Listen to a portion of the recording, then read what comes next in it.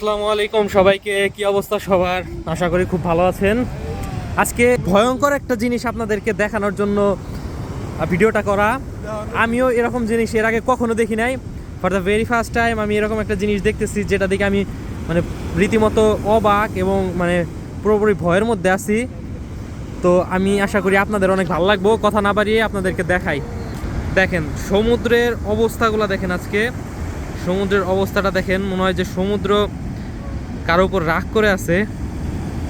তার রাগের অবস্থাটা দেখেন এবং কি পরিমাণ গর্জন করতেছে এটা দেখেন। আশা করি নয়েজ শোনা যাচ্ছে একটু একটু। কি একটা অবস্থা আজকে, মানে পারে গোসল করার মতো অথবা বিচে দাঁড়ানোর মতো মনে হয় যে কারো সাহস নেই এবং সম্ভবই না এটা। কারণ এখানে আজকে দাঁড়িয়ে থাকা অসম্ভবের মতো। তো এর আগে আমি কখনো কক্সবাজার যাইনি, এর জন্য হয়তো জানি না মাঝে মধ্যে কক্সবাজারে এরকম হতে পারে। বাট এটা আমার কাছে সত্যি আজকে অনেক ভয়ঙ্কর লাগতেছে। হুট করে মানে এটা একটা ক্রেজি একটা ভাইব দিতেছে, ক্রেজি একটা বিষয়। আমি রীতিমতো রাস্তা দিয়ে যখন আসলাম, সবাই দেখে পুরোপুরি অবাক যে সমুদ্র এরকম গর্জন করতেছে আজকে।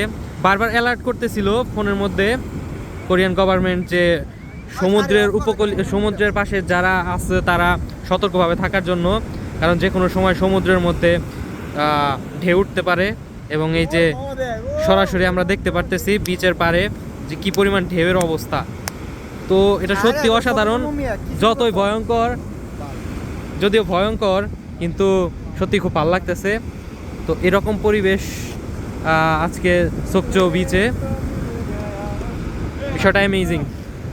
তো ধন্যবাদ সবাইকে। আশা করি আপনারা দেখতে পারতেছেন এই যে হচ্ছে যে বিচের পার। তো আশা করি আপনাদেরকে যতটুকু পারছি দেখাইতে আপনারা দেখতে পারছেন কি অবস্থা সমুদ্রে। পুরো ভয়ঙ্কর একটা অবস্থা। আশা করি আপনারা দেখতে পারতেছেন এবং আপনাদের ভিডিওটা ভালো লাগতেছে। তো দেখা হবে নতুন কোনো ভিডিওতে। সে পর্যন্ত ভালো থাকবেন, যেখানেই থাকেন সুস্থ থাকবেন। ধন্যবাদ। আসসালামু আলাইকুম।